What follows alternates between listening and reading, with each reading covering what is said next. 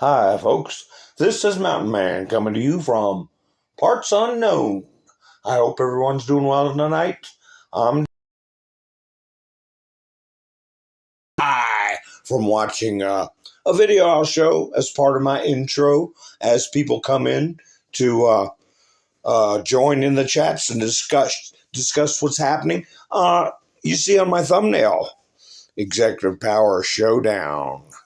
They're starting to get nervous, and they're resisting at every turn. And I'm talking judges, governors, mayors, and there's a showdown coming. But what do I always do?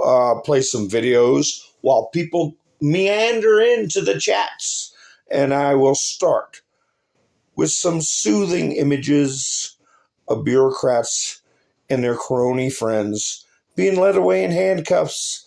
And then some other nice videos, and then we'll get down to business.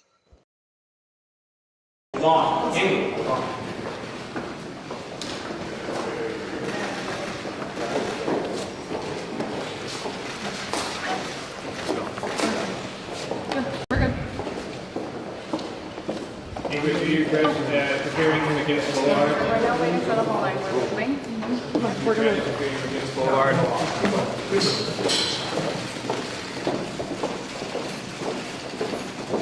How you doing?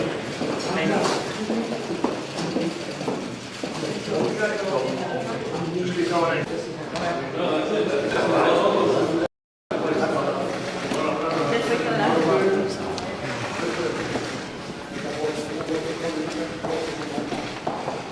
Gina, do you regret interfering in McGinnis Boulevard?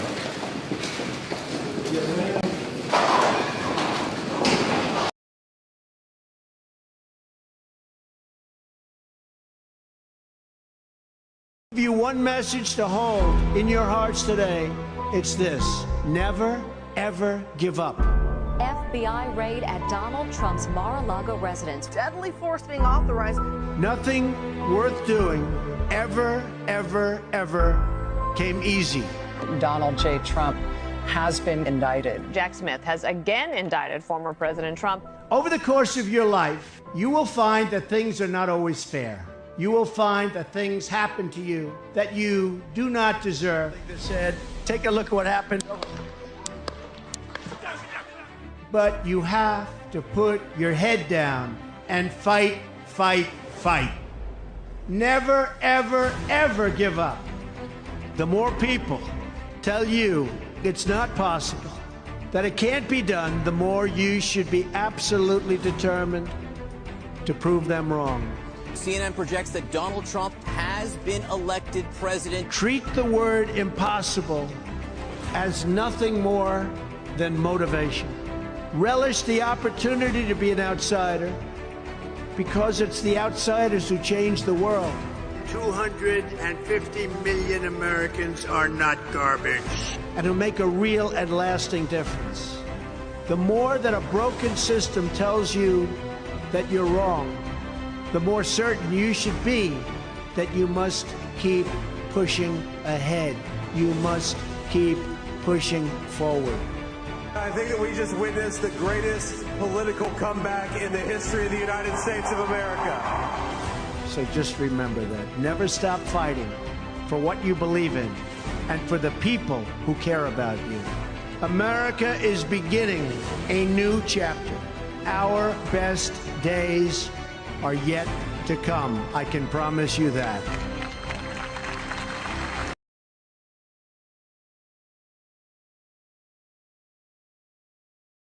I dare you to try to continue your lawfare against President Trump in his second term, because listen here, sweetheart, we're not messing around this time, and we will put your fat ass in prison. Storm zone. Yes, sir. I'm wondering what storm you're talking And they have unsuccessfully tried to take down the wrong person. And he's absolutely going to come back with full vengeance the next time around. Now think about what 4 years of a retribution presidency might look like. Our Constitution really does give presidents this power to destroy. This will be something we could never have imagined. Now the gloves are off. Payback time. Some of Trump's close political allies told him they are working on figuring out the identities of the FBI and DOJ staff and forming lists. I will direct a completely overhauled DOJ to investigate every radical DA and HE in America for their illegal, racist enforcement of the law. The deep state is destroying our nation, but the tables must turn, and we will quickly destroy the deep state. We know where the bodies are buried. There are a lot of people out there that have done some very, very evil things. That have done such harm to our country. I've been looking at them for a long time. He could order the investigation and prosecution of individuals who he sees as enemies. Put them all in jail where they belong. You gotta get tough and smart, and you have to fight fire with fire. You can't allow this to go on.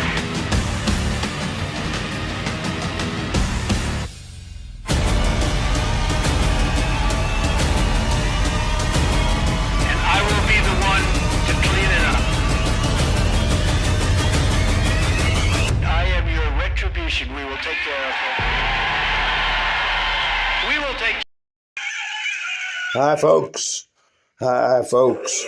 We got a lot going on right underneath the surface. Hi, Todd. How you doing? Melinda, Robin, Ann. Rain is here. Bill's here. Colette.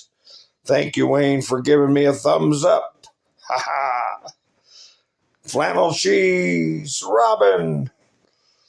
Yeah, all 699 pounds. Letitia James.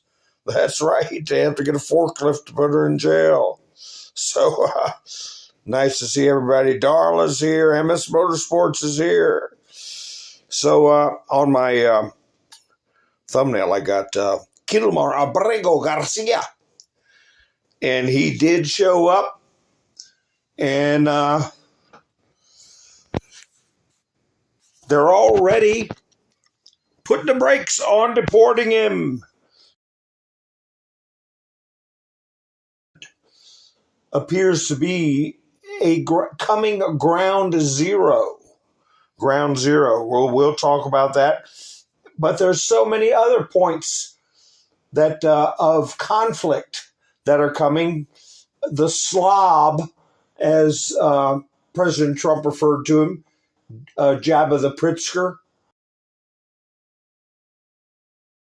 These other little peonies. And it's going to come to a head. I got some clips of Trump. He had a big day today in the Oval Office. And he has specialized National Guard units, which we talked about. Pete Hegseth mentioned that term. Remember that? Remember I played that clip of Pete Hegseth? And I said, I like that term. I like that term, specialized units. Well, they're officially being engaged at this time. So, and I do like playing that clip with the bureaucrats all walking down the hallway with their hands behind their back. They're haughty, holier than thou, greater than thou, all that thou crap. No, you're just a bum in cuffs. And there's going to be a lot of them like that. I didn't get a chance to watch this video, but I'll show it to y'all. I might upload it and play it. PDQ3, illegal immigrants serving in Congress. Yeah, it's a thing. It's a thing. And I got to remind myself to copy that video so we can do a reaction to it. We can do commentary. See which ones they're talking about. Just a future project, right? So, we know we got people who shouldn't be voting that are voting. But a lot of people would have said, you're a conspiracy theorist by saying there's people in Congress who are illegal. Oh, no, we're not. We're not conspiracy theorists at all. we know what we're talking about. So, hi, Sherry. How you doing? So, before I went live, I said, well, let me check Truth Social one more time. Trump puts this up. No comment. He just posts it. What could it be? What could it be? From the White House, Washington. Very simple letterhead. Dr. Lisa Cook, member, Board of Governors, United States Federal Reserve. Dear Governor Cook, pursuant to my authority under Article 2 of the Constitution of the United States and the Federal Reserve Act of 1913. Did you hear Donald Trump today? He said we were the richest country by far in the 1800s, early 1900s, until we stupidly passed in 1913 a federal income tax and did away with the majority of the tariffs and decided to let people come into our country and do business for free, and that the American people had to pay for it. He said he brought that up and he mentioned it in 1913. But anyway, you are hereby removed from your position of the Board of Governors of the Federal Reserve effective immediately. Goodbye to you. You're fired. Remember that TV show was a famous TV show. The Federal Reserve Act provides that you may be removed at my discretion for cause.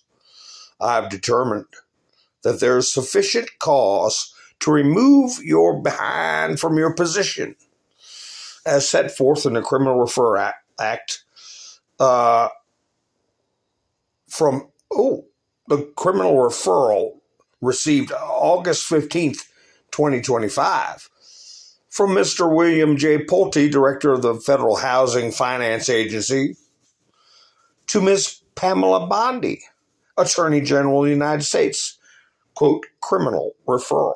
Attached to this letter, Exhibit A. There's sufficient reason to believe you have made false statements on one or more mortgage agreements. For example, as detailed in the criminal referral, you signed one document attesting that a property in Michigan would be your primary residence for the next year. 2 weeks later, you signed another document for a property in Georgia, stating that it would be your primary residence for the next year. It is inconceivable that you were not aware of your first commitment when making the second. It is impossible that you intended to honor both. Or either. I put that as an add-on. The Federal Reserve has tremendous responsibility for setting interest rates and regulating reserve and member banks. Think about that, folks. She's pulling this stunt to get cheaper rates. And she's the one in charge of setting rates. The American people must be able to have full confidence in the honesty of the members entrusted with setting policy and overseeing the Federal Reserve.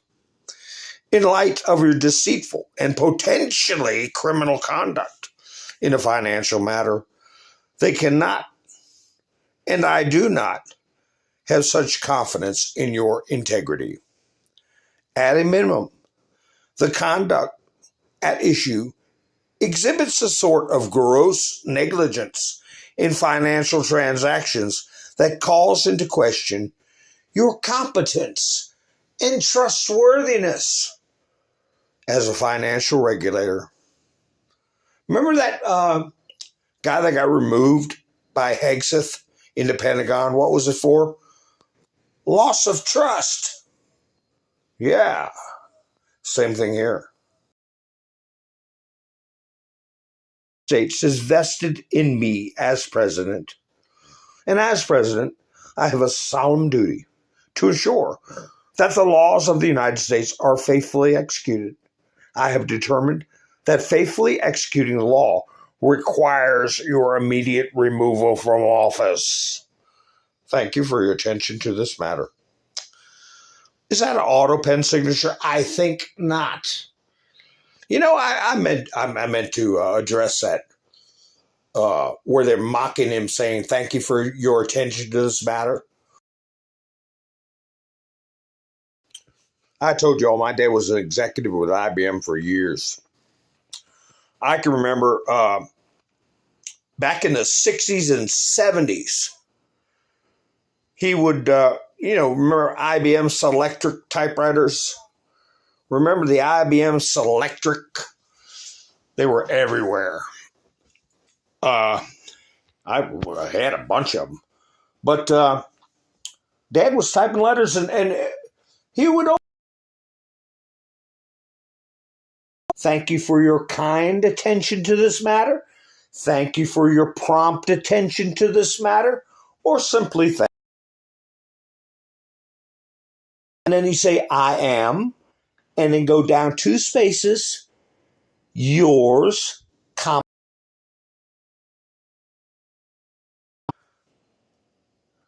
There's nothing unusual about writing a letter like that. It's the way a lot of executives end their letters. So, these nitwits like Gavin Newsom. But I have to remind myself that the current generation that is mocking Trump, they can't even spell, they can't read script, and squawk about a constitution that they've never read. But anyway, so she's fired. Goodbye to you. Oh, there's going to be, what do you want to bet there's going to be court battles over that?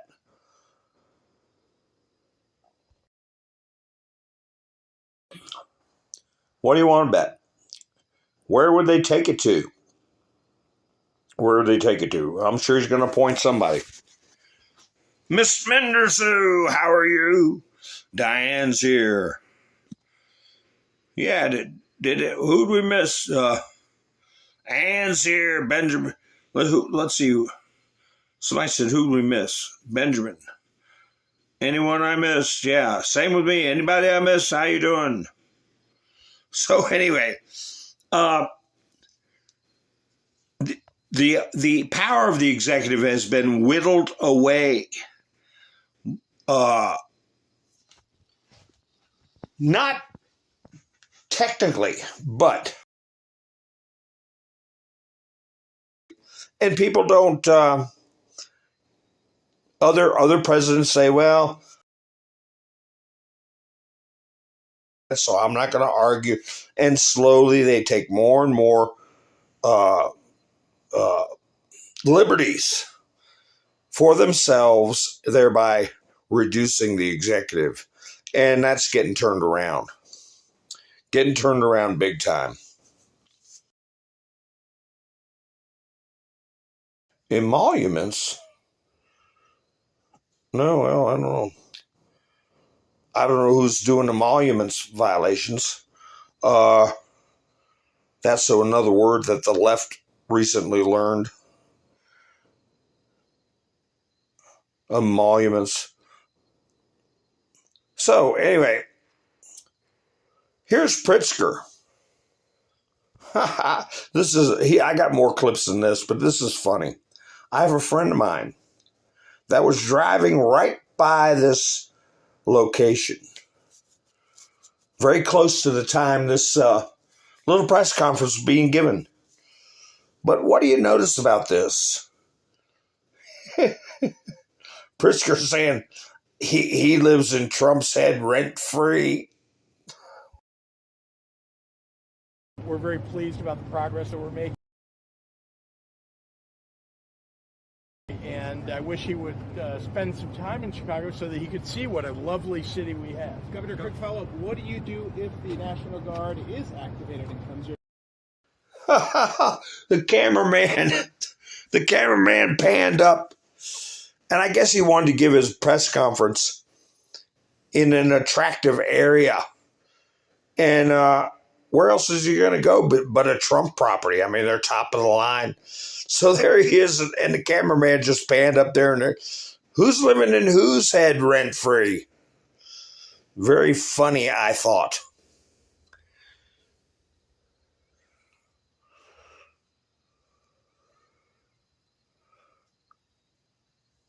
I watched another General Flynn video.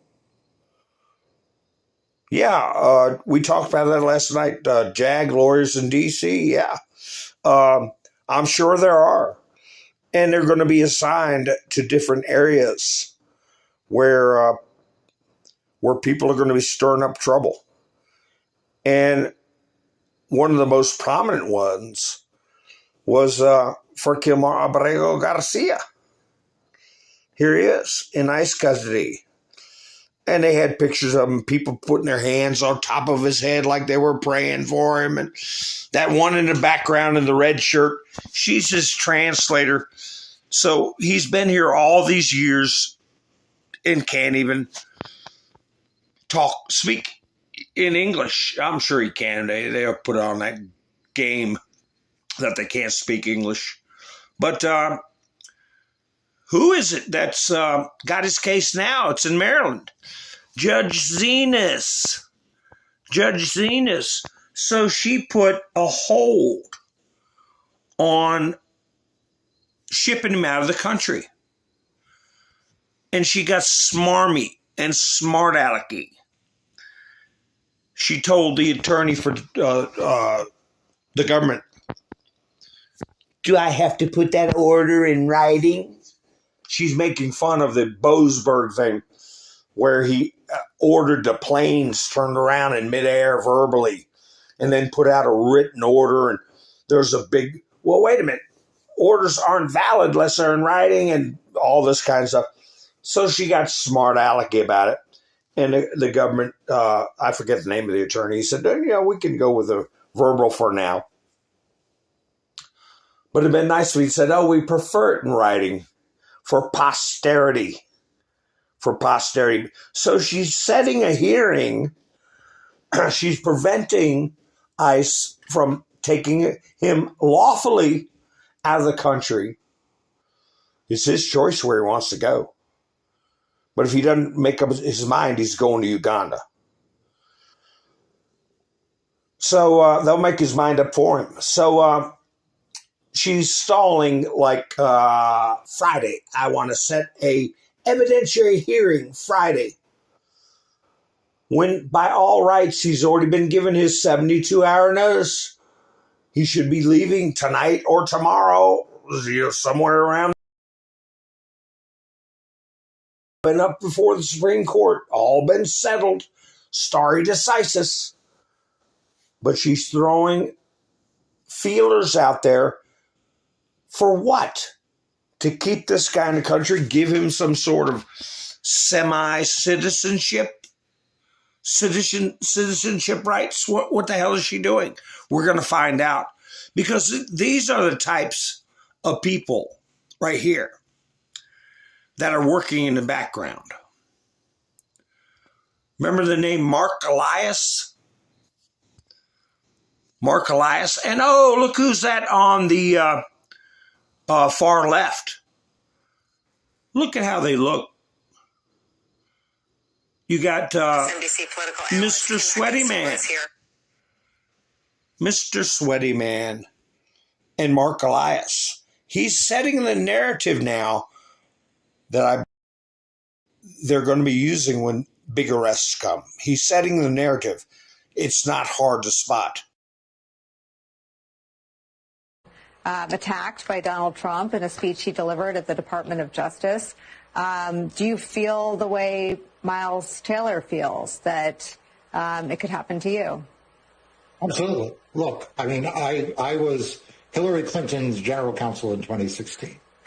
And for that, for the privilege, and it was a genuine privilege of representing Secretary Clinton, Donald Trump created an entire, criminal investigation that John Durham ran that went after me and others. It didn't indict me. It did indict others who got acquitted. But he has threatened essentially to bring that back. In 2020, I represented Joe Biden and the Democratic Party in defeating Donald Trump more than 60 times in court. What does Donald Trump think about the 2020 election? He thinks it was a big fraud, and he has ruminated about criminal investigations of those of us who protected free and fair elections. And now I'm obviously a very outspoken critic, and I've caught his attention in a number of ways.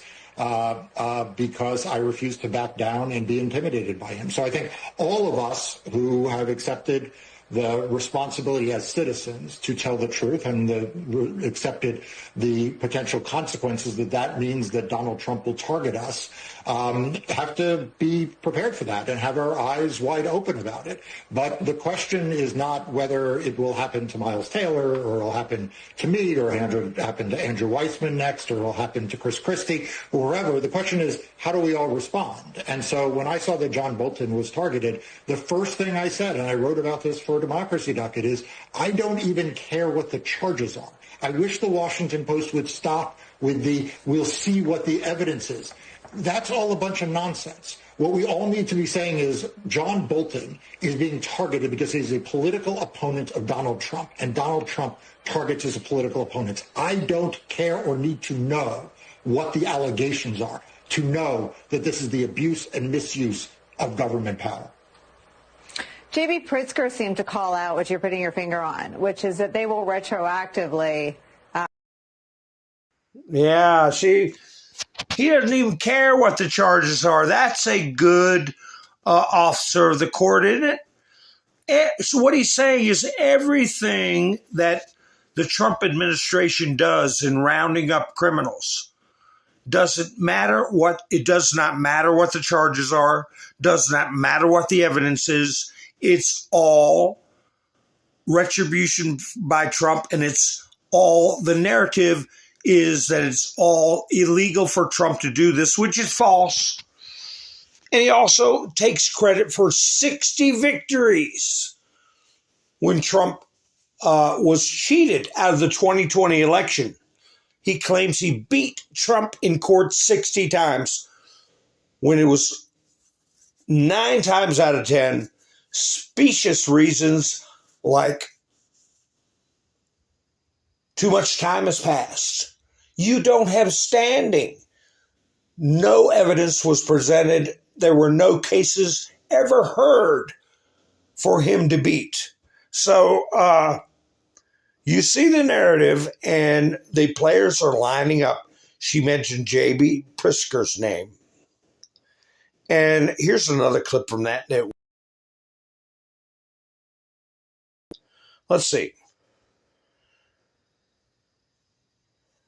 He is adamant about keeping law enforcement out of his crappy state. And too bad they're coming. Communication with the DOD or with the administration since that report Saturday. The president even hinted that maybe he would seek your cooperation in this, and then he kind of reversed that. Well, strangely, the president seems afraid of me and won't call. So I have not heard from the president, haven't heard from Secretary Hegseth, haven't heard from anybody from the administration about what their plans are. He's afraid of you. Trump is afraid of you. No, he called you a slob. I got that clip and I'll play it. You're a slob. And he talked about these governors who want to have him walk around their crime-ridden cities. But here is his the bulk of a part of his statement. He's taking in the safest, prettiest area, which happens to be in the shadow of Trump Tower, by the way, with private security. To tell the president that his proposed actions will make our jobs harder and the lives of our residents worse. Earlier today in the Oval Office, Donald Trump looked at the assembled cameras and asked, instead I say, Mr. President, do not come to Chicago.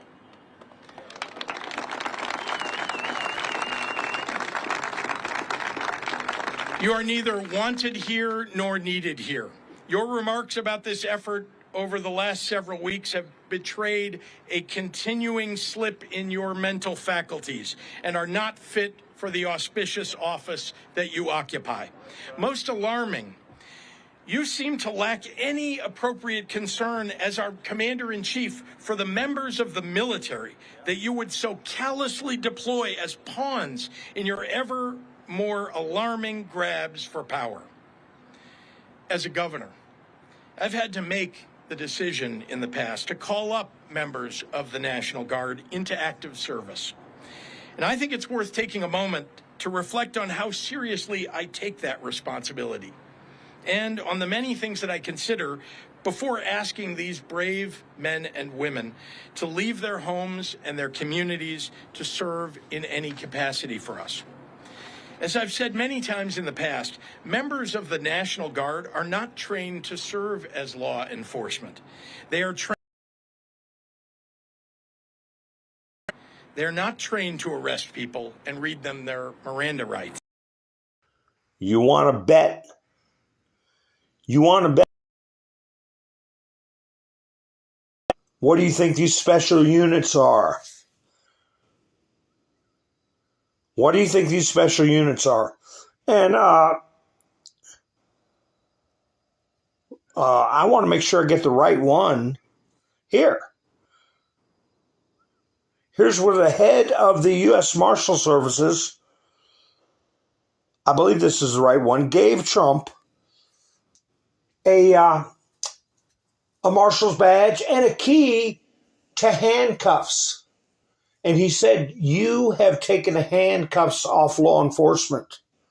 And I'm sure there's coordination with the U.S. Marshal Services and the National Guard to deputize members of the National Guard as special officers and also to provide training for them. Let me see if this is the correct clip or if this is the clip of Pam Bondi talking about Kilmar's never gonna walk the streets free again. I mean, it's one or the other. Let's see which one it is. I'll cut my mic off and play it. Had something he wanted to give you on behalf of all the law enforcement who are out there every Mr. single President, night. yes, thank you for putting me in charge of Marshal Service. It's the oldest law enforcement agency. It was created in 1789. So on behalf of all the federal law enforcement agencies that we're working with and those that have yet to join the team, we thought it was only appropriate to present you with an honorary United States Marshal Service badge. And this badge comes with this little item right here, which is a handcuff key, Mr. President, because you continue through your policies and your efforts with your staff to unhandcuff law enforcement officers all over this nation. And I can tell you personally that they thank you for that. Thank you. That's beautiful. So you can continue unhandcuffing law enforcement. That's a very great honor. I'll save that and put it someplace up, which is important. Thank you very much, Gavin. I appreciate it. Thank you very much. Really nice. Thank you. Nice. Thank you. I have to look up in the 17th letter about key, a key or the keys. Very interesting presentation there. Very interesting presentation. Oh, Kathy's got her cuff and key and badge. All right. Your cuff key. All right. You threw everything in the trash. Kids lost your cuff. Oh, my goodness. Jersey Joe, how you doing? Sandman, nice to see you. Melinda, Elohim, how are you? All right, I guess I got people sneaking in. That's good. But anyway, we're going to see what happens with Kilmar Abrego Garcia. Let me see what else I've got. Here's a lady in Chicago. What her opinion is, whether or not National Guard is needed The National Guard has to come here, even if it's for a scare tactic. They have to come here. There's no control. There's no law and order. What did her hat say? Make Chicago uncorrupt again? I couldn't read it. What do you think? What do you all think it says on her hat? The National Guard has to come here, even if it's for a scare tactic. They have to come here. There's no control. There's no law. Yeah, that's what it said. Yeah, she's demanding it. Law and order is needed.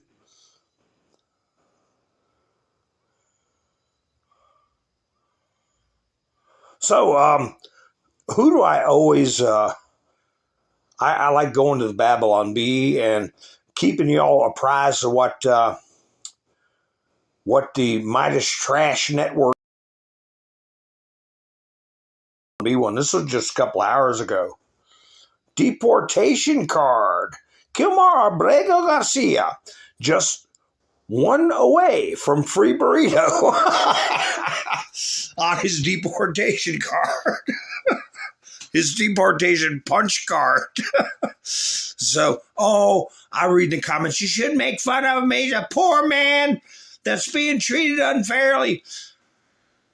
If somebody were to sit down and calculate how much this character has cost us and the burdens that he's placed on taxpayer from his trafficking people for years and years, it would be astounding, wouldn't you say? The amount of money that he's cost this country just from his illegal actions, much less his court cases. Here's another truth that Trump put up, within an hour before me going live. He's putting warning shots all over the place. As President of the United States, I will stand up to countries that attack our incredible American tech companies. Digital taxes, digital services legislation, and digital markets regulations are all designed to harm or discriminate against American technology. They also outrageously give a complete pass to China's largest tech companies. This must end, and end now.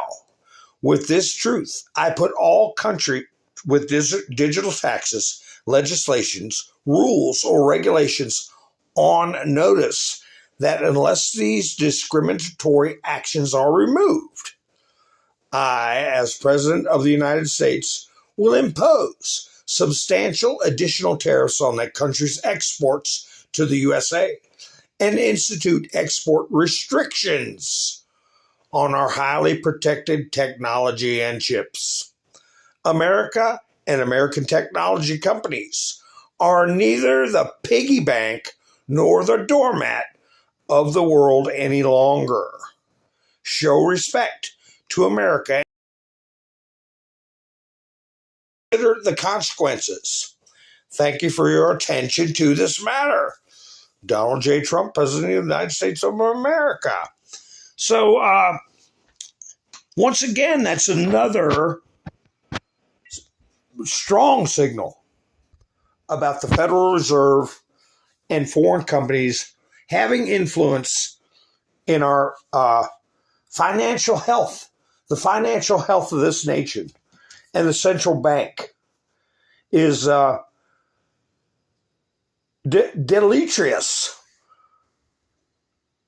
to our financial health. Where is it? Maria Bartiromo put up here. She put up this evening too. This was right around the same time Trump put up the last post I just read. Trump tariffs cause a major disruption. That's European Central Bank Christine Lagarde. The European Central Bank President Christine Lagarde explains her past criticism of President Donald Trump's tariffs. Yeah, because we're not letting you have free run of our markets anymore. You're not going to print what Andrew Jackson called rag money and charge us interest for our own rag money and devalue and debase our currency. Here she is. Take a look at this thing. You know, that's why Jerome Powell is keeping the rates high, to keep people like this happy. And she is talking about what she's talking about. If you listen, she's talking about climate change and lending. The delusion and the hoax of climate change. They're even inculcating it into our banking system, a way to control us. Trump is going to take away that control. You can play those stupid games over in Europe if you want to, but you're not playing those stupid games here. But you can see how they tried to implement, well, they are implementing this climate change crap and bank financing because they're blaming the Maui fires on climate change. Okay, what happened in California just recently is supposed to be climate change, and she's claiming that they shouldn't be required to loan money on areas that are affected by climate change. But I bet they do it for the companies that end up buying the land where all the little peonies had their houses burned down. But anyway, your power's coming to an end, you old hag. On climate change, I disagree with you. I really disagree with you because as part of our mission, the ECB must do supervision of the banks, right? It's a separate umbrella, but it's part of the ECB. And in the supervision of banks, it is our duty to check the climate change risk on a house which is located by the ocean line, and there is a risk of flood, or there is a risk of that house never being insured again. It has to be taken into account in the balance sheet of the banks. So that is risk management at its basics, and we are doing that at the ECB. I think the Fed has been very, very much on the fence in relation to climate change, and I wouldn't say that the Fed has been actively participating in any of our debates on climate change, including from a risk management perspective. So you heard it right there. You saw her. These are the people that think they can run your life. And these are the people that get installed into positions of power.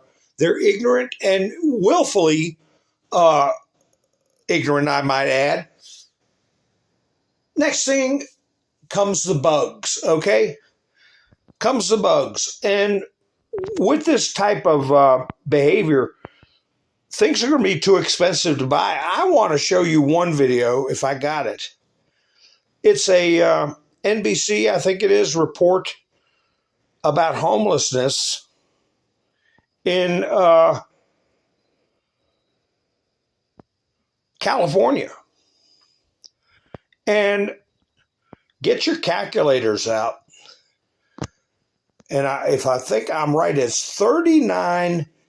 You'll see it. You'll see it deeper in the video. They build micro housing for people, 39 of them.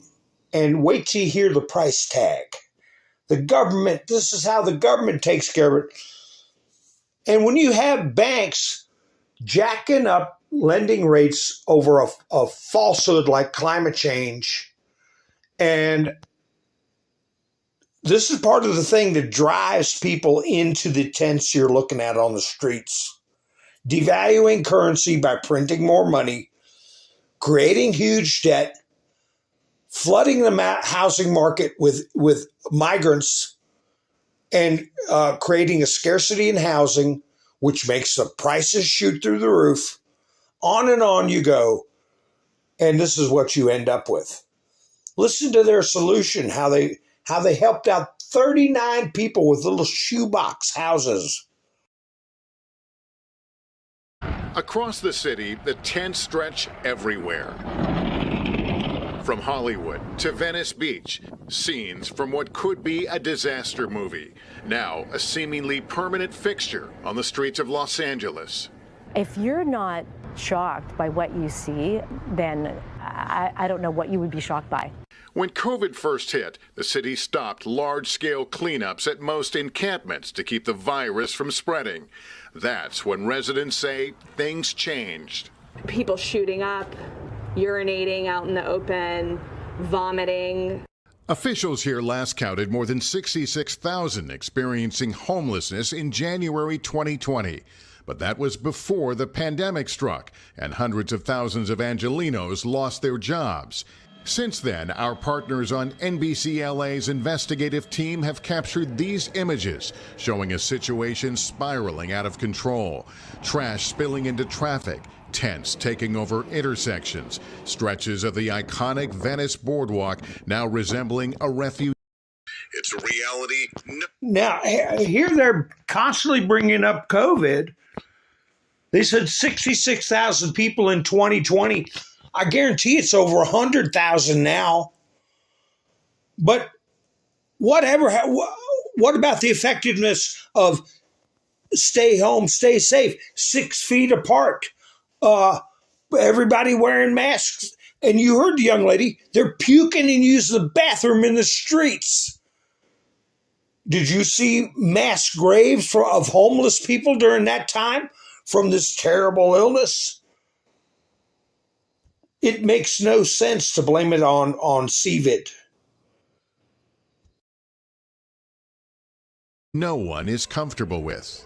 This is my home. Chanel Grace has been homeless for 3 years. This city has a lot of cleaning up to do. They're doing it so wrong. They're making it harder for us to want to even do any better for ourselves. A few blocks away, restaurant owner Janet Zuccarini also feels betrayed. It's a problem for people living under these conditions, and it's a problem for people living in this area, visiting in this area, and people that have small businesses. Both the housed and unhoused say politicians have turned their backs on them. We were able to get 100%. We met Mayor Eric Garcetti at a transitional tiny home shelter the city just opened 3 months ago. These 39 homes, 64 square feet each, costing taxpayers $5.4 million. This parcel, though, cost $5 million. Parcel was free. We owned it. But yeah, to build everything up, it was about $5 million. But think about it. For 39 units. Correct, but that's something that can be recycled year after year after year. Everybody can point to the cost of building things. I point to the cost of not building things. Tapping into state and federal money, Garcetti has proposed nearly $1 billion to combat the crisis, the largest ever in the city's budget.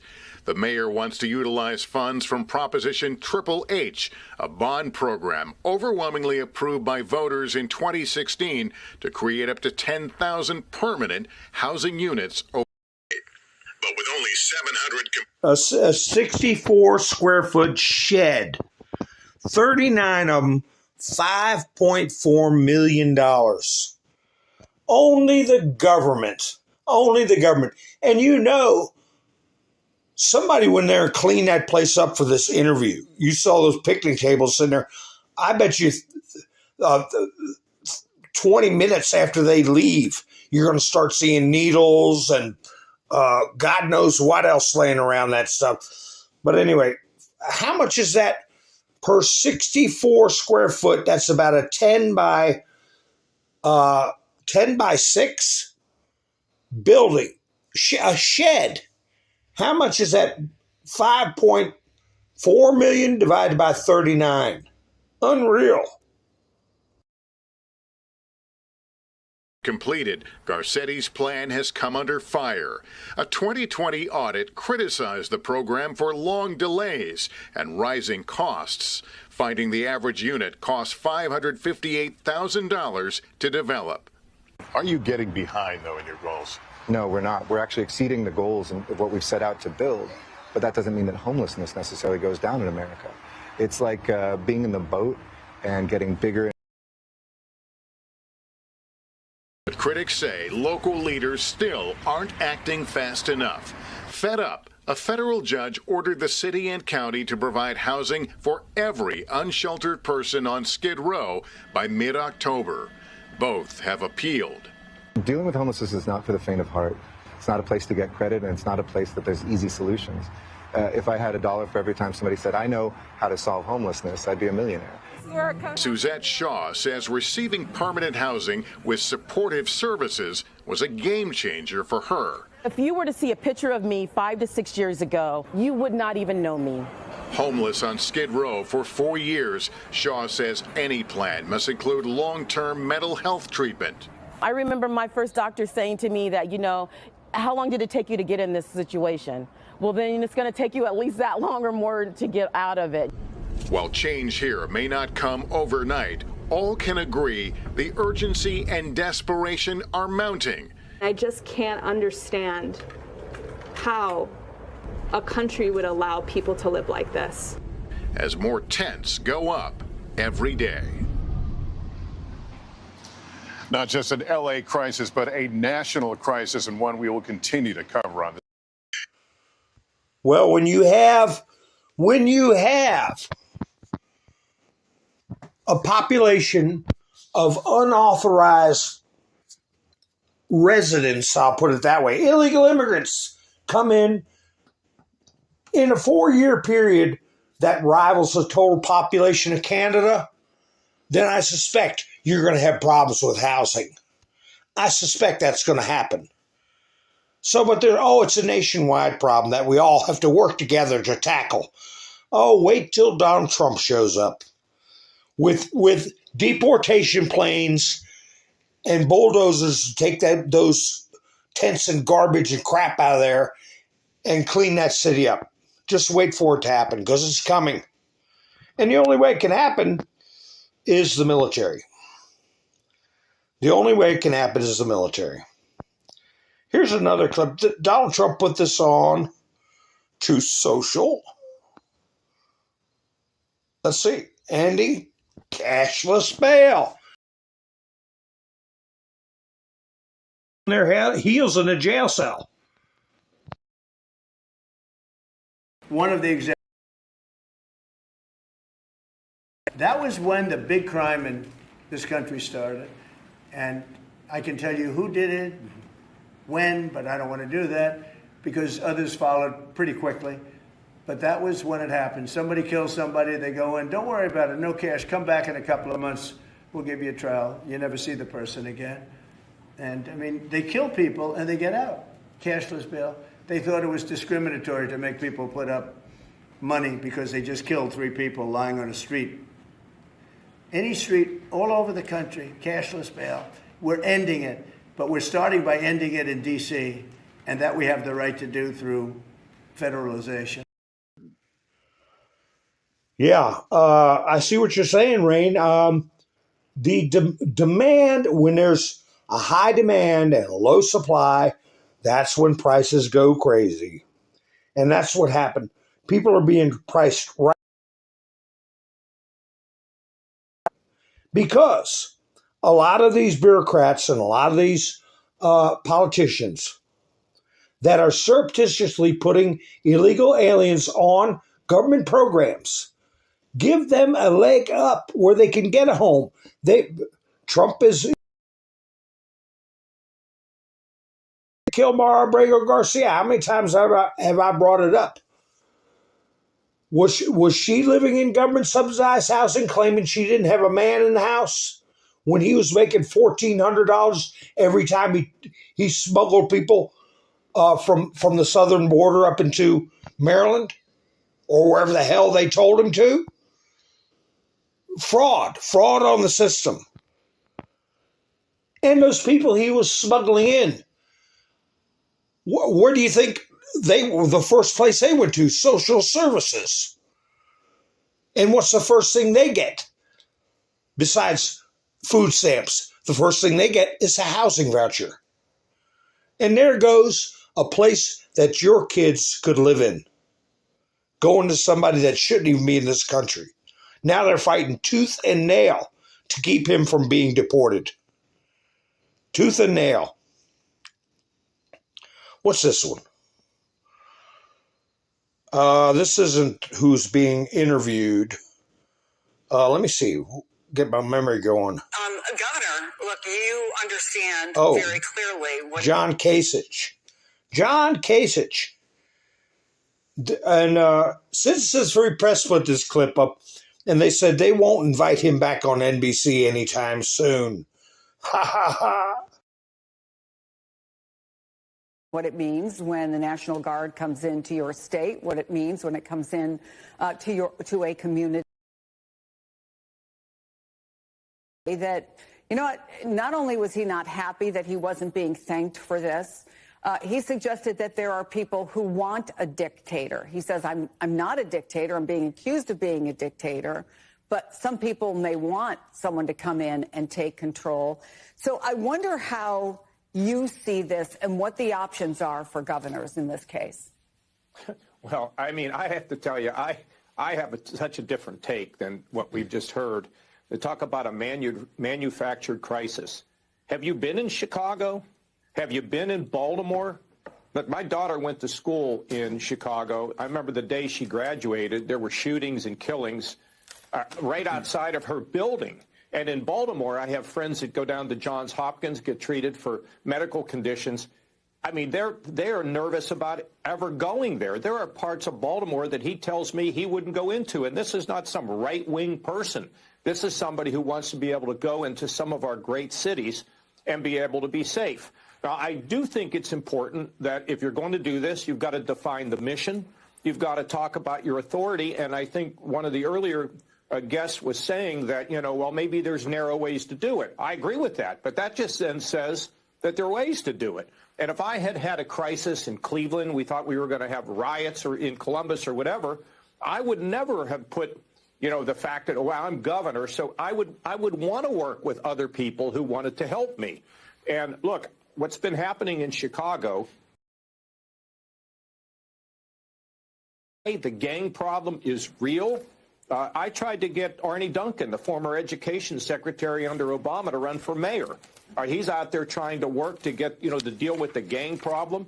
He didn't want to do it. But I think Chicago is a jewel of America. And we just cannot let lawlessness and fear dominate these cities. So, yeah, I think we need to know what the mission is. I think we need to know what the authority is. I think we need to know what the length is.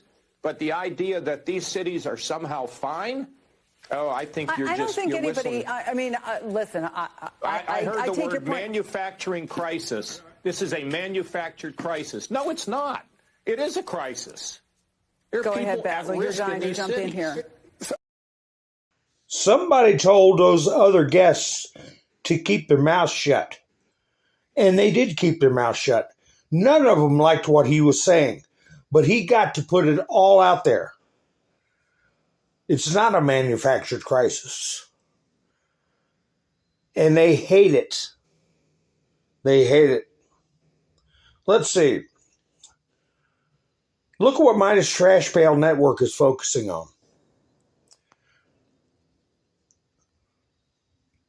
This was today. There's Trump, and I checked, he's wearing a red tie. And he was wearing a red tie when he gave his Oval Office press conference and when he met with the president of South Korea. I didn't see.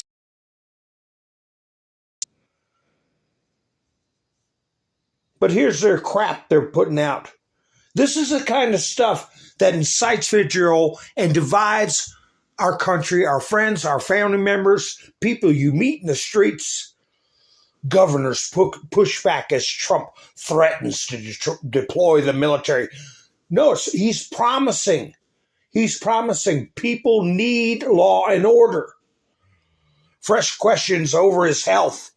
What are you talking about? He's interacting with the press every day for hours, taking questions on all manner of subjects. Trump bows to Putin again. Where the hell do you get that? GOP defends Ghislaine Maxwell and more chaos. Chaos in your own damn brains. And I still think that if Ghislaine Maxwell's going anywhere, she's going somewhere in a secure facility and giving evidence. She's, as I was joking around before, I said, what do you think? She's working at the Panda Express or Kentucky Fried Chicken? Well, what do you think she's doing? So plus a big announcement. Oh boy, what could that announcement be? But no, they make his face more orange and they put this picture up of his hand and the comments are disgusting. Well, I won't even try to repeat it. It's just garbage. But so I got another clip of Trump. And this is where he mentions Biden's pardons are worthless. I should put that in the title somewhere. Biden's pardons are worthless. But there you see his hand. You'll see him in some of these clips moving his hand around. You don't see any bruise like what they showed. And they can do that. Right? Look at that, Pam. Is that a good signature? Seriously, is that a good signature? Who can write like that? Nobody. I don't. Auto pen scam. Because the person that ran it said he spoke to it briefly twice. He gave to some very bad people, very unpatriotic people, very evil people. It looks to me like those pardons are worthless. Because, number one, you shouldn't use an auto pen very specifically. But if you do, it has to be a very good reason. And they have to know that the president wanted it. The president didn't want this. The president didn't know he was alive, okay? He never approved any of this stuff. He wasn't for open borders and all the other things. He was never for open borders. I've known Biden a long time. He was never very sharp, but he was never in favor of open borders and all of the other things he did to destroy our country. Sir, this is an executive order on You see his hand. There isn't any bruise on his hand. But he says the key words, sick and evil. And that Biden didn't even know he was alive. And their pardons are worthless. Worthless. But CNN and, the one we just watched, they were hoping John Kasich would say bad stuff about Trump. Well, they got a surprise. Okay? What does CNN focus on? Here's what they put up tonight for people to watch. House Oversight Panel subpoenas Epstein's estate. New subpoena. Because it's one of the few things that's energizing what's left of their base. Epstein. We're going to get Trump. When nobody gave a flying rip about Epstein for 10 years. And the flight logs have been out for a long time. And who was on the flight logs up to 28 times? Bill Clinton. Oh, crickets then, right? Crickets. So let them keep harping about it. Anyway, here's Harry Hinton giving another poll about what's happening to the Democrat Party. It's disintegrating before our eyes. And it's going to accelerate. Look, the Democratic brand right now has about the appeal with the American voter as the Cracker Barrel rebrand has with the American consumers. Bad, bad, bad. What are you doing? Oh, my goodness gracious. What are we talking about here in terms of big party registration changes in the key swing states? Let's look at the key 4 swing states that, in fact, do keep track of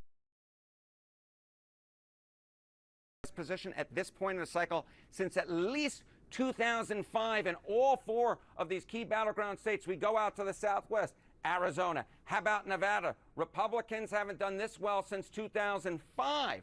Oh, my goodness gracious, at this point in the cycle. North Carolina, I couldn't find a point at which Republicans were doing better at this point in the cycle. It's at least this century. It probably goes way back in the last century. And Pennsylvania, very similar. Republicans doing better at this point than at any point this century, at least as far as I could find. Now, what types of gains are we talking about here for the Republican Party? Well, let's compare it to this point during the first Trump administration all the way back in 2017. Look at this. The Republican Party gains in party registration compared to this point back in 2017 during the Trump first administration. In Arizona, you got a Republican gain of 3 points. Okay, how about Nevada? Up the hill we go, even though we're sticking in the Southwest, a gain of 6 points. How about, again, we come to the East Coast, North Carolina, a gain of 8 points for the Republicans. And in the Keystone State, in the Commonwealth of Pennsylvania, again, we're talking about a gain of 8 points. My goodness gracious, for Republicans, they are converting old, former Democrats to their side of the ledger, as well as picking up new voters, registering new voters, and it absolutely paid off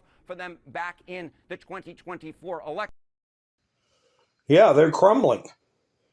They're crumbling. And, that gap is growing wider and wider every day. Trump put out a flurry, as per usual, of truths on Truth Social. My gosh. Where do I start? Well, I start with an alert I got on news alerts on the phone. News alerts I got on the phone. Here, what's one of these news stories? This is Goggle or Google trying to frame a narrative. New York Times. I don't ask for these. They just pop up on my phone. Reframing the January 6th after the pardons, the purge. I swear to you, I said yesterday and the day before, I said purge. I said, remember that word, purge. Daggone if this doesn't show up on my phone. In its campaign uprooting the foot soldiers, the Trump Justice Department has fired or demoted more than 24 January. What they're going to talk about is January 6th prosecutors, okay? Remember Kash Patel? Firing all of them. But they're trying to say we're trying to change the reality of January 6th. No, we're trying to expose reality. Here we go again. New Justice Department hire compared January 6 prosecutions to the Holocaust. This is from National Public Radio.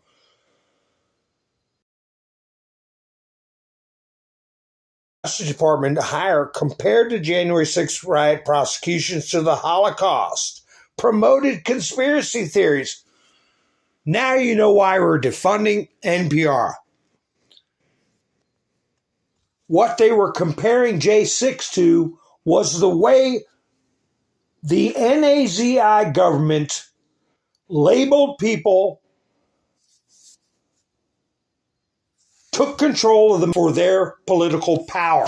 That's what happened with January 6th. Nancy Pelosi's daughter, working with media, HBO, to create a documentary that was slanted propaganda that led to the Holocaust. Remember when I was talking about Stryker? Stryker, he was the head propagandist, and he was told, if it wasn't for you, this wouldn't have happened because of your propaganda. And he got a long drop with a short rope. But here's what NPR put up, the article. I didn't want to copy the whole damn thing, but this is the kind of garbage they put out. New Justice Department hire compared J6 to the Holocaust. An NPR investigation. And then they repeat it again. And so the average viewer, they read the message on the phone that I just read you. Then the same exact thing is repeated in the headline. So there's 2 times it's burned into the brain as fact, even though it's not. And then the first paragraph repeats the damn thing again. What did I say about propaganda and repetition? Repetition. The person has read 3 times in a damn row what they have described this individual as.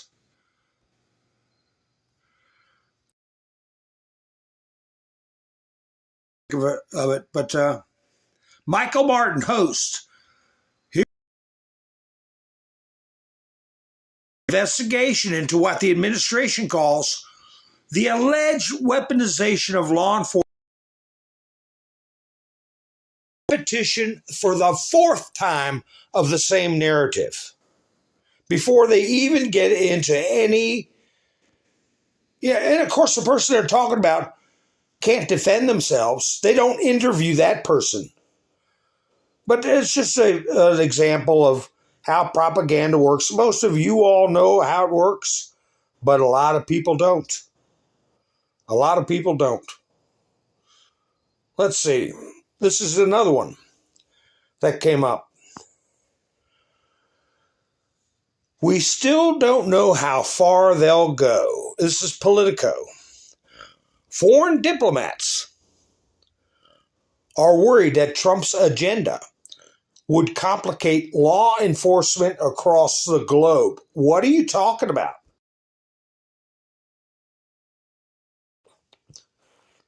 How could it complicate law enforcement? By actually arresting criminals? No more cash bail? No more letting crime run rampant? And if it gets so out of control, the politicians are so corrupt, you call out the military? What's complicated about that? That's what you're supposed to do when you're leading a country. But this shows you the worldwide effect. I'll call it the Trump effect. The worldwide effect that this movement is having. That they're talking internationally, these foreign diplomats, because it's going to grow. There are other leaders going to get swept into office in other countries that are going to take a page out of Donald Trump's book and get control. I had this in my studio yesterday, but I was almost 2 hours broadcasting. Trump put this out last night. The appellate court removed incompetent Judge Engoron, but he refused to go or even acknowledge them. He ignored the appellate court, and we have federal judges right now ignoring the Supreme Court. I said months ago, watch for it. What will happen when these lower court judges actually ignore the Supreme Court? How many of you all remember me saying that? Well, we're seeing it now, and we've seen it with Engoron ignoring the appellate court. He's a highly overturned, crooked judge who is retiring into a life of lawsuits, along with his chief clerk, soon. He is almost as corrupt as Letitia James, but not quite. President DJT. So there you go, Judge Engoron. Lawyer up, okay? Lawyer up, because when you retire, you're fair game, buddy. And you need to be sued. You need some suing. So there's another warning shot. How many have we seen to how many different people? And Trump's going to keep putting them out there all day long. Whoops, wait a minute. I meant to take that one down. Goodbye, Judge Engoron. And moron is what I call him. Despite a very high popularity, and according to many, among the greatest 8 months in presidential history, ABC and NBC, fake news, two of the worst and most biased networks in history, give me 97% bad stories. If that is the case, they are simply an arm of the Democrat Party and should, according to many, have their licenses revoked by the FCC. He said it, that means it's going to happen. I would be totally in favor of that because they are so biased and untruthful. An actual and I was waiting for him to say enemy of the people, but I'm sure he will at some point because that's what they are. They're frauds. They're frauds. And they're defrauding the American people. I have a constitutional right to appoint judges and U.S. attorneys. I talked about that last night with Lena Haba. Judges can't appoint prosecutors, but the right has been completely taken away from me in the United States that have just one Democrat United States senator. This is because of an old and outdated custom known as a blue slip that Senator Chuck Grassley of the great state of Iowa refuses to overturn. You know, I was thinking last night, I mentioned where it said trust Grassley, trust. But then in another post, they said the ones you trust the most, the inference being the ones you trust the most are the ones you got to look out for. So, I was going to put in my title or in my thumbnail picture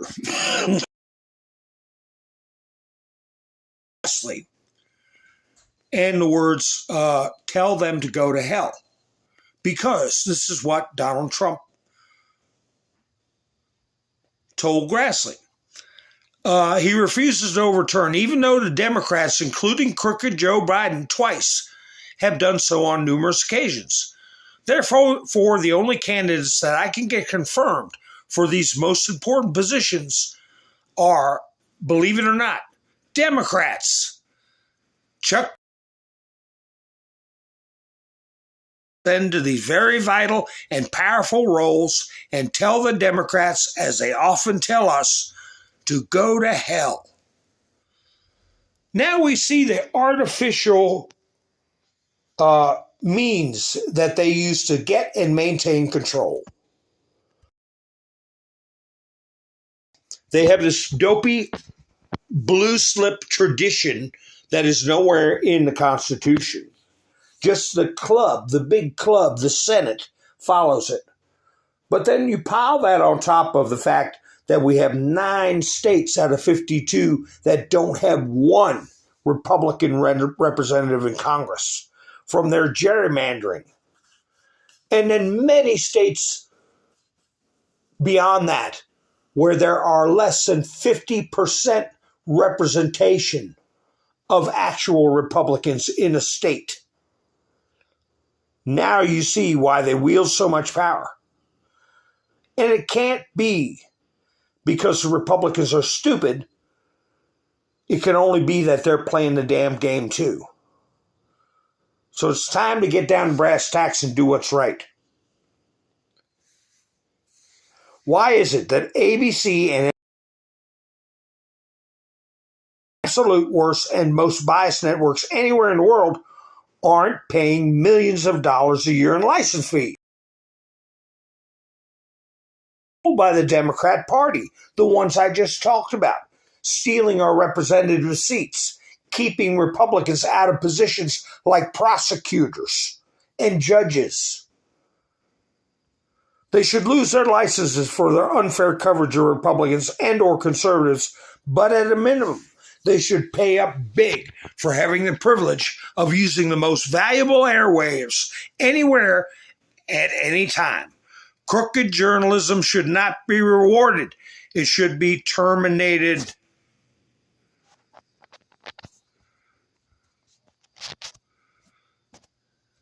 Just stated that in D.C., where crime has been brought down to almost nothing, there have been no murders in 9 days. Well, it's 11 days now, something which hasn't happened in years, and people are safe again. Only 9 people have been arrested. What is wrong? Hundreds of criminals have been held, captured, and arrested, and their guns have been taken away. D.C. is safe and booming. Here's a guy that posted on TikTok calling out BLM. Where's he at? Right here. Wanting to know where they're at with their big mouths. The big mouth BLM crowd. They got their mansions and their millions. They don't need little peonies out in the streets. If Black Lives Matter How come in the past 11 days, since President Trump has federalized the D.C. Metro Police, no black individual has been unalived? I'm going to say that again. How come in the past 11 days, no black person has been unalived over the D.C. Metro Police? There's a stat that says in the past 7 years in D.C. that black people are 112 times more likely to be unalived than white people. So if Black Lives Matter, the left, Democrats, progressives, how come you all are not celebrating that no black person has been unalived in the past 11 days in D.C. since Trump took over? Oh, is that his name? I didn't know. I got this off of Citizens Free Press, put it up there. Yeah, where's Black Lives Matter now? Where's Black Lives Matter? Anyway, here's another clip of Trump in his office. He does this almost every damn day, and they're saying that his health is failing. Is this cashless bail? You see his hand there. You saw the back of his hand when he was signing the pardons. There was nothing wrong with it. But anyway, let's see what he's talking about here.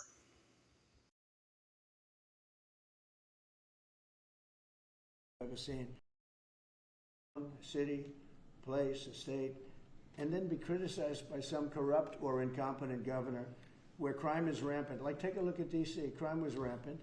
It was at the all-time worst. It got really bad during the Biden 4 years. And then I have a mayor stand up and say how crime has reached a 30-year low. 30-year low. People are being killed left and right. And it's not a 30-year low. Think of it. So for 11 days, there have been no murders. The record goes back years where that's happened. They haven't seen that happen in years. And then people stand up, and instead of thanking us, which they should do, and she's not that bad. She's better than most. But, you know, you have people, I watched in Illinois, Chicago, Illinois is a disaster. I have property there. It's a disaster what's going on in Chicago. And you get Pritzker, he's violating our rights. I think this is another men and women's sports thing. I think this is one of those, you know, they call them 80-20 issues. I call them 97-3. I think the Democrats better get smart. And, you know, politically, I hope they don't. But actually, in terms of love for the country, I hope they do, because it would be good to work together. So I'm thinking about, you know, when I have some slob like Pritzker criticizing us before we even go there, I made the statement that next should be Chicago, because as you all know, Chicago's a killing field right now. And they don't acknowledge it. And they say, we don't need him. Freedom, freedom. He's a dictator. He's a dictator. A lot of people are saying maybe we like a dictator. I don't like a dictator. I'm not a dictator. I'm a man with great common sense, and I'm a smart person. And when I see what's happening to our cities, and then you send in troops, instead of being praised, they're saying you're trying to take over the republic. These people are sick. But I'm really saying, and I say this to all of you, in a certain way, we should wait to be asked, because they have cities that are so under control, you know, out of control. So we go in and fix it. They take the full credit for it, and they go out and say, I heard it this morning. They're saying how well they've done over the last 10-day period, that they set record lows. They don't say that we're there with very tough people, by the way. They have to pass it. I want to find a clip where he called Pritzker a slob. It might have been that one. I tell you, some of these clips, I get on Truth Social, and they, well, not just Truth Social, but different places, they drag and lag, or their volume is not stabilized or something. Well, anyway, let's see. Did you notice when he was talking about the no cash bail, he said somebody started it, I won't tell you who. I meant to bring that up. Hi, Andrew. How you doing?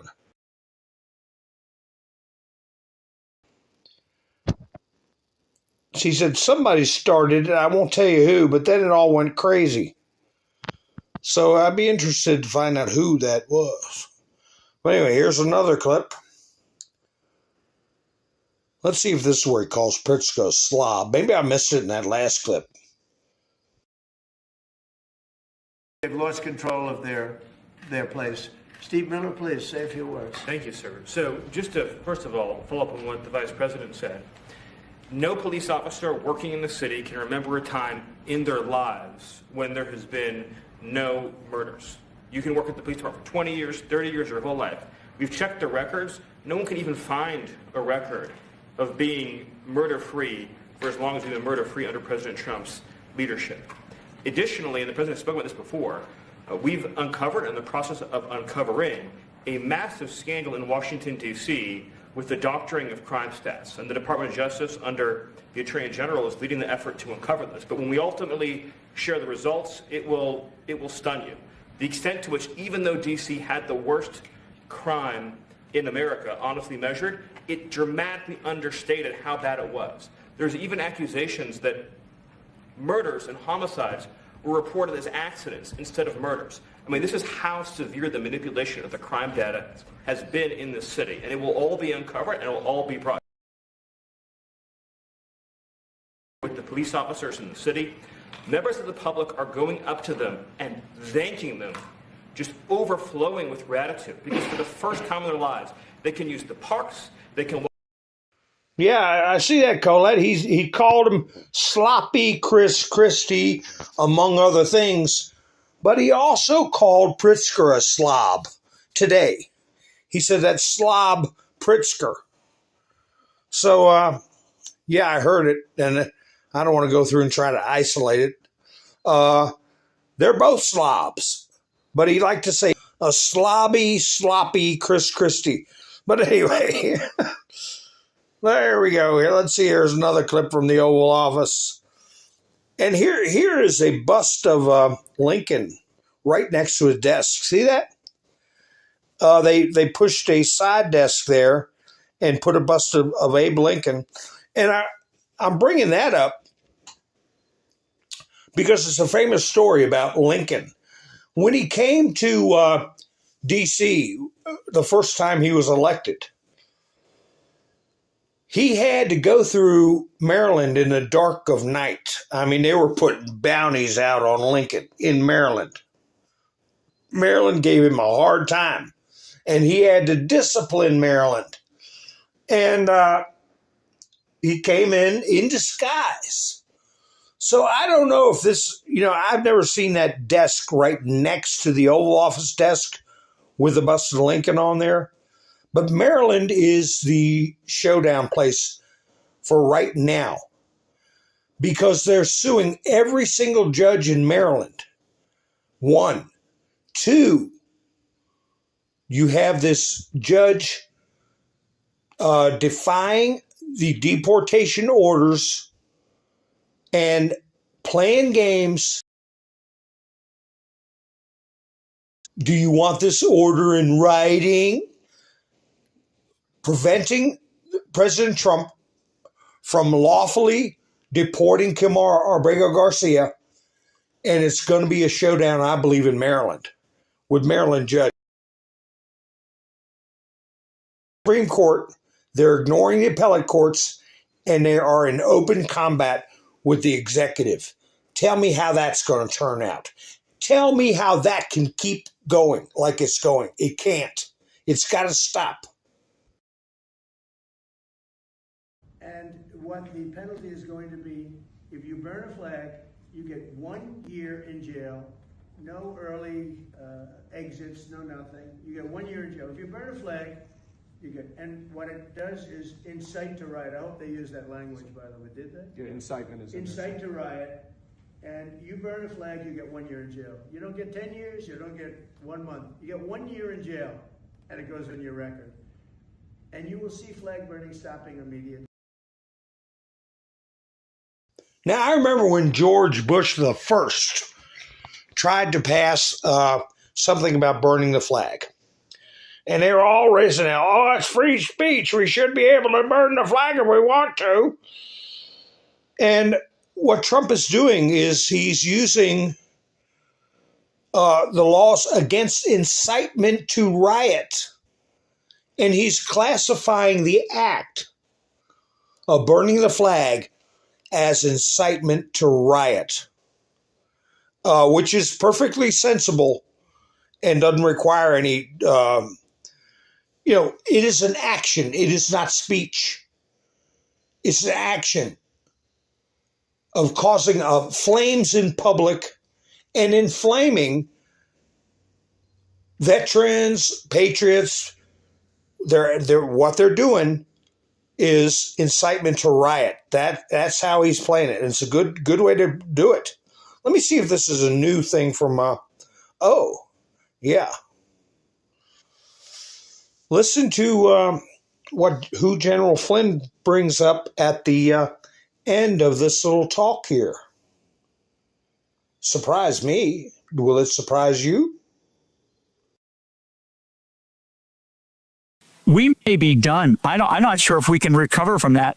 And we're really in a tough spot right now because we got wars overseas. We have a war going on in this country. We have war inside of our institutions, for sure. We have the CCP, the Chinese Communist Party that is up our rear ends here in this country, inside of our country. And they're killing people on the streets of America with the likes of fentanyl as a weapon system. I mean, it is so bad, and yet we stand here and we talk about the GOP as something that they should be fixing these problems, and they're not. They should be helping this president. Whatever this president decides to do to get stuff done, they ought to be helping him. And there's probably a handful inside the country, guys like Jim Jordan is doing. Yeah, he mentioned Jim Jordan. Thoughts myself.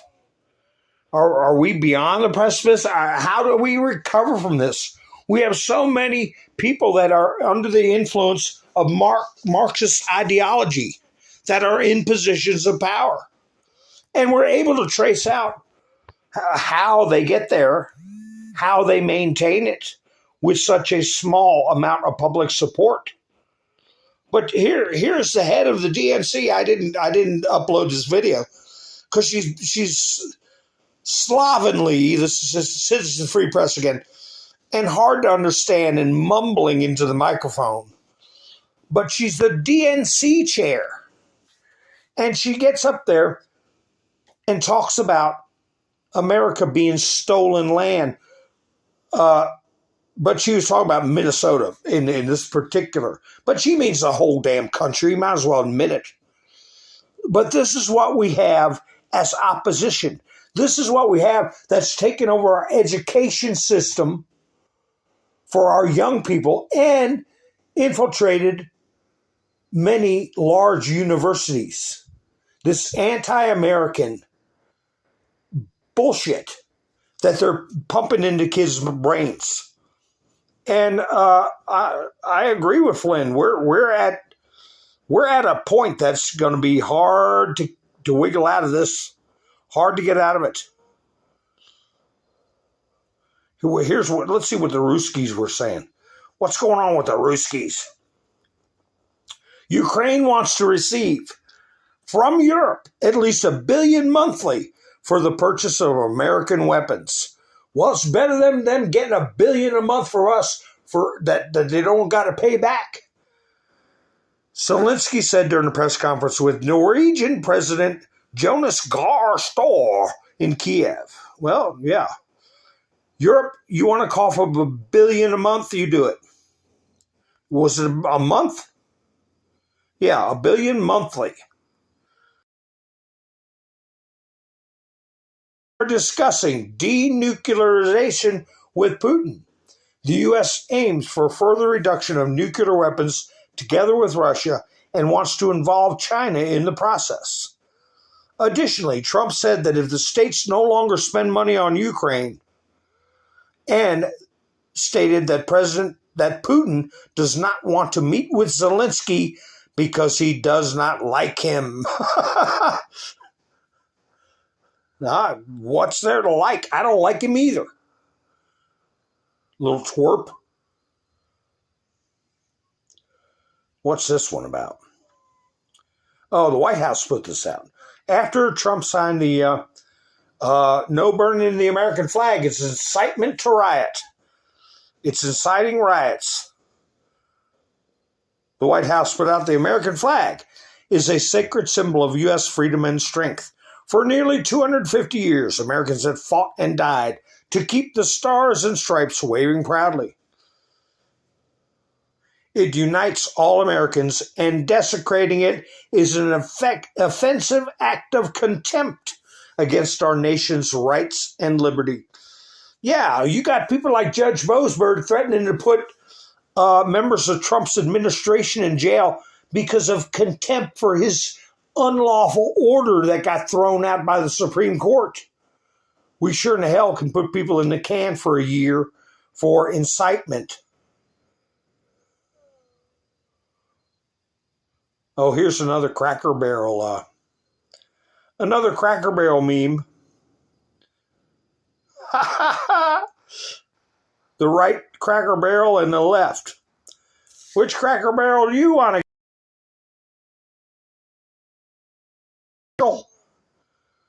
Uncle Herschel. Yeah, Greta. She's looking real saucy there. But anyway, let's see. Here is a meme for you to put on your meta page. Only a fool would let his enemy teach his children. Malcolm X. That would have been a good one to put up after I had that picture of the DNC woman calling America stolen land, like a commie.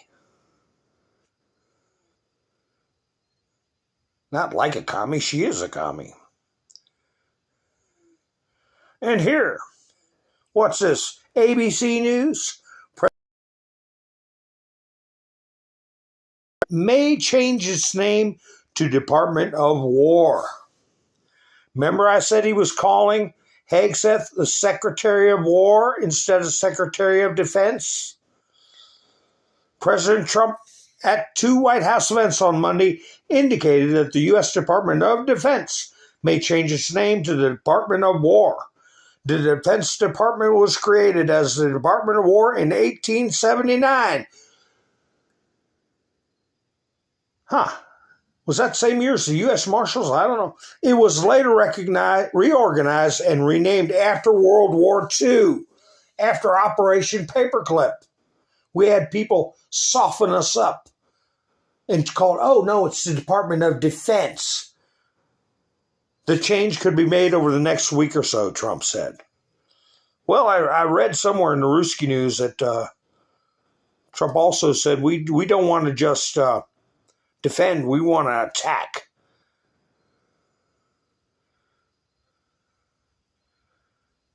Look at this. Diamond Silk put this out.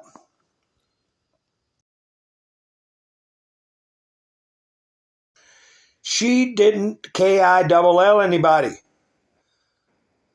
Petition signed by millions to free illegal alien trucker charged in deadly crash. Petition signed. Look at this. Look at this. 1,653,000 petitions signed by millions to free illegal alien trucker charged in deadly Florida crash. We've got a substantial portion of histrionic nitwits that don't value their country and don't respect their fellow citizens and want to support what you're seeing on the screen. But look at here. Eric Dougherty put this up. Holy crap. Florida's truck weighing stations are now immigration checkpoints for both for illegal aliens, and will be making sure the truck drivers can speak English. Every state follow suit, I agree, or cut off their highway funding if they don't allow ICE to monitor their weigh stations. Every truck's got to go through them. And, hey, you either cooperate or no highway funding. How about that? Hit them where it counts, the pocketbook. Look at these idiots. Here are idiots in D.C. What could they be demonstrating? Stop taking away our crime. We have a right to crime. We want our arms broken and our eyes blacked up. It's our right. We are the litmus test, and how we respond in this moment will determine how this federal takeover will play out in other cities. At the wake of a threat.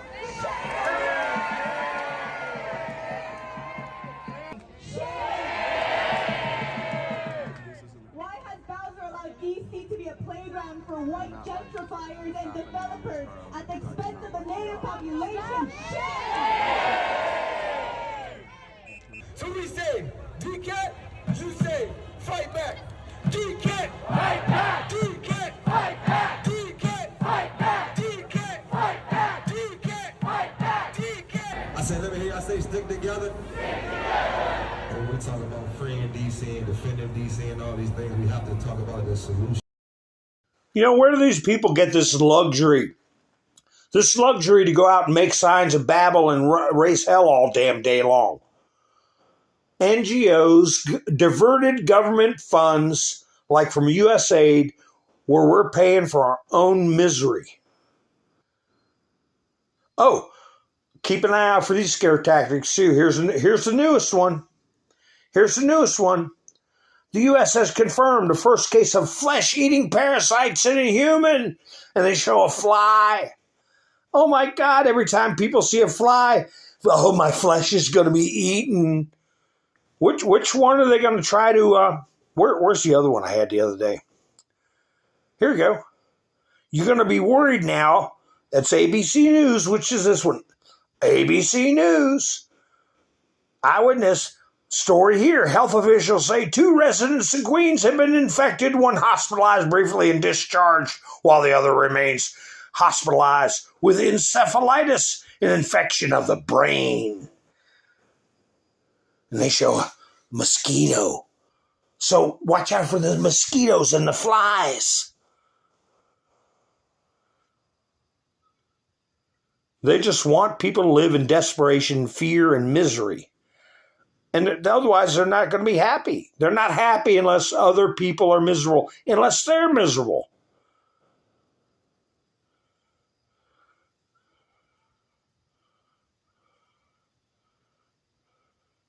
Here's Eric Darity again. Let's see what he put up. Constitutional Patriot reposted this. Alligator Alcatraz ain't going nowhere. It's official. The activist judge who ordered the dismantling of Alligator Alcatraz within 60 days. This DeSantis administration is not closing it down. In fact, deportations are continuing as we speak. And the judge will be overruled. You know, that's a good question. If the judges can ignore their own superior judges, why the hell can't we tell them to go pound sand? You don't pay attention. Why should we? You know, we should play by the rules.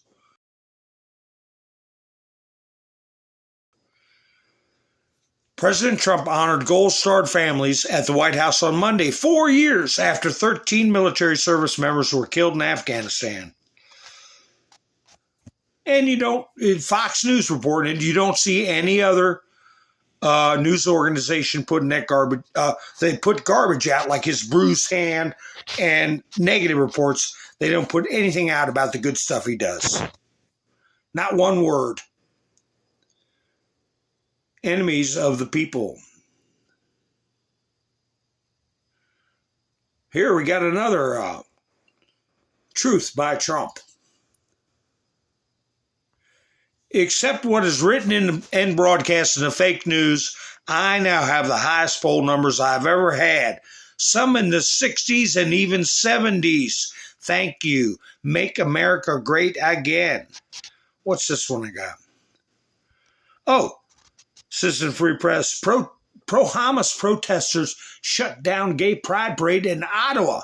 We got anybody from Canada? From Canada? Because this, let's see if I got it. Yeah, here it is. Gay Pride Parade. Pro-Hamas people. What are they doing? Messing up a gay parade? I don't know. But anyway, here's a video of it.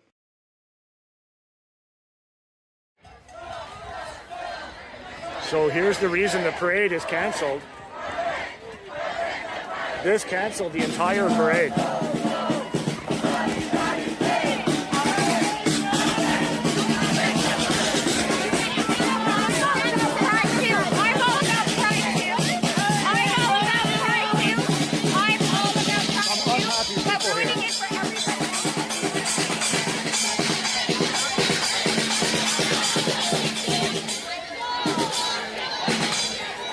Unhappy people here, as you can see, Palestinian protest. The parade was stalled out behind me here on Wellington Street for over an hour. I thought this might have been the trouble. The street and the whole rest of the parade is stuck way back there. Street closed.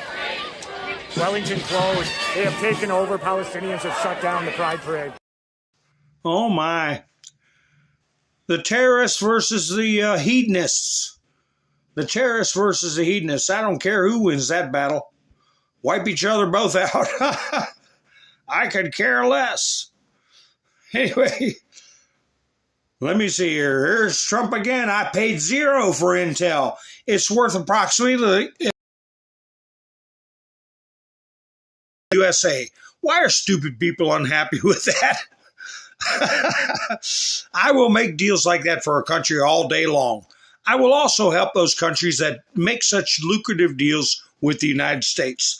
I love seeing their stock price go up, making USA richer and richer. More jobs for America. Who would not want to make deals like that? Yeah, really, what is it with the stupid people? Are they stupid? Speaking of stupid people, here's a dopey post from Midas Trash. Midas Trash community.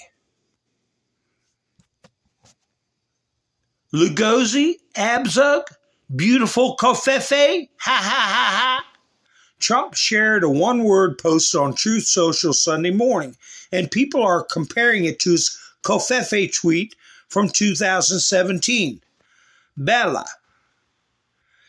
And they're all having a big time laughing about this. Well, I was talking about this word the other night, and I talked about the movie Lord of the Rings, where it's supposed to be in Elvish that means friend. Bella, friend. And but also it means in a lot of different languages, some spelled with 2 L's, some with 1 L, good or beautiful, or, it's a positive word. So, but for some reason, these nitwits, we know what kofefe means. I will stand. I will stand in Arabic. Okay? And that word was taken down by Google. Here's another one they put up, a meme that makes about as much sense as an old friend of mine used to say, and excuse my crass language. He used to say it makes as much sense as this is Trump's America. What are you willing to do? Is this enough yet? Ready to fight? What are you talking about? Silhouette of some soldiers standing around a flag? But I guess they make it, they're getting people to think like the world's on fire and soldiers are taking over, and who knows? They're lunatics.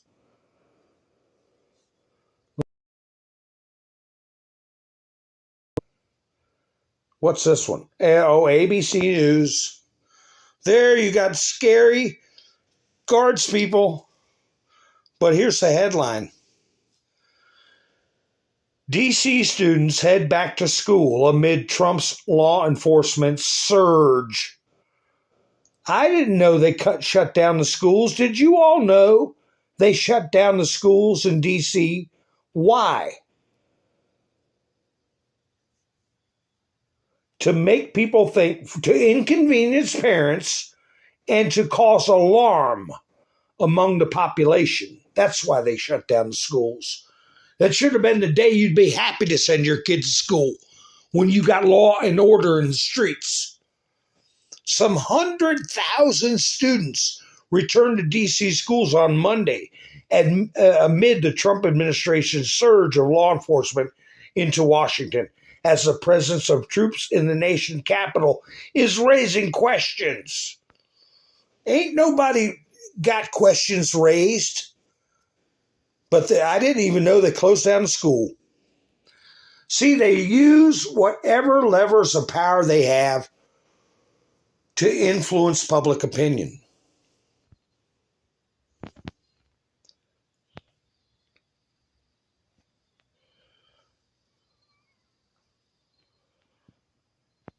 Where's that one from Wolf Blitzer? Wolf Blitzer, I wouldn't even know if he was a cupcake. Here it is. Kellyanne Conway is the one who called him out. Wolf Blitzer, this is what I saw when I drove by Washington, D.C.'s Union Station this morning. Go cry on your husband's shoulder. So what? It's better than seeing somebody with a needle hanging out of their rear end or elbow or wherever they shoot up at.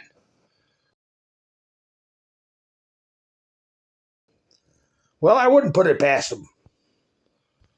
I might be giving them ideas. Wait a minute. What's this video?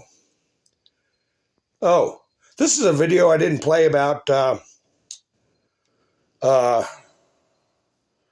Trump and Zelensky, where they were saying he had no plan and Putin rolled over top of him. Here's a rebuttal to that. But the left, they don't play it on any other news stations and none of them listen. But maybe they'll listen to this one. I don't know. Security guarantees go back to Friday, President Trump's meeting with President Putin in Alaska. And President Trump has wanted to end this conflict that never would have started if he had been president. And he convinced President Putin about the security guarantees, that it is what the Europeans call coalition of the willing. The U.S. will not have boots on the ground, may provide some kind of air support, satellite support. And then yesterday, President Trump came in with a plan. He doesn't do these things randomly. And he knew what he had to do with President Zelensky. It was a very good meeting. That wasn't flattery. The flattery argument on the part of NBC. Laura, please. It goes back to, again, in Alaska, that President Trump made a mistake inviting President Putin on U.S. soil, or the flattery. It's all the, they're demeaning themselves because President Trump wants to be a peacemaker. He's done 6 peace deals.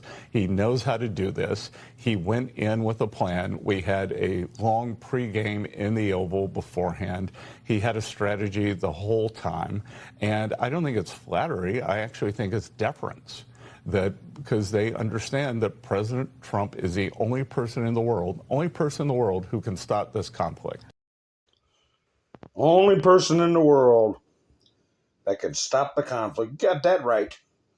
Here's a meme, and it's a good question, too. John Roberts sat around and did nothing while U.S. citizens were thrown into solitary confinement without a trial for years. But when a foreign terrorist illegal was deported, Roberts suddenly became very concerned with due process. Yeah, what's up with that, John Roberts? Remember Easter weekend? Easter weekend? You're putting out orders to the executive branch to protect a bunch of people that shouldn't even be in this country? But look what they did to the people of J6.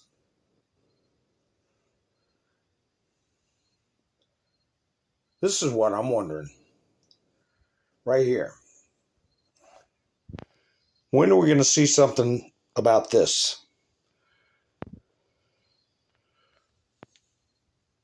They're in charge of international money laundering. We're dealing with that in Arizona. Remember the deeds and the fake mortgages that were uncovered with state officials getting money from cartels in Mexico and other Latin American countries? I'll talk some more about this in a little bit. But remember, I said Castle Rock. I'm going to leave that in my studio because I want to come back to that. Castle Rock. Here's another clip. Whoa, wait a minute. What happened? Here we go. Here's another clip of Trump. No, I didn't play it. Let's see what he's talking about here. See if his hand... He's wearing the same tie he wore on that clip when he was with Putin and Zelensky. Well, the same color. I'll put it that way. President, today, MS-13 gangbanger and human trafficker Kilmar Abrego Garcia turned himself into ICE in Baltimore. Do you have any comment on this? And why are the Democrats so emotionally attached to this man who beats his wife and is part of a terrorist organization? Because they think he's going to be good for votes, and I think he's very bad for votes. These people are deranged. He's not good for votes. He beat the hell out of his wife. His wife is afraid to even talk about him. She's been mauled by this animal. And, through a system of liberal courts, he's doing things. But, no, we have that under control. And Pam has got that very much under control. Do you want to comment on it, Pam? No, we've got him under control. He will no longer terrorize our country. He's currently charged with human smuggling, including children. The guy needs to be in prison. He doesn't need to be on the streets like all these liberals want him to be. And as part of this operation here in D.C., we've also taken off MS-13 members. We've taken, I think just last night, we got a TDA guy off our streets right here, right around from where we all work. Another TDA member gone because of this project. So we're going to keep America safe from all of these foreign terrorist organizations, including Abrego Garcia. Okay. Mr. President. Yeah, there she is. She's saying it right for this Judge Zenas to hear that he's never going to walk the streets again in America, but she's doing everything she can to make sure he does walk the streets.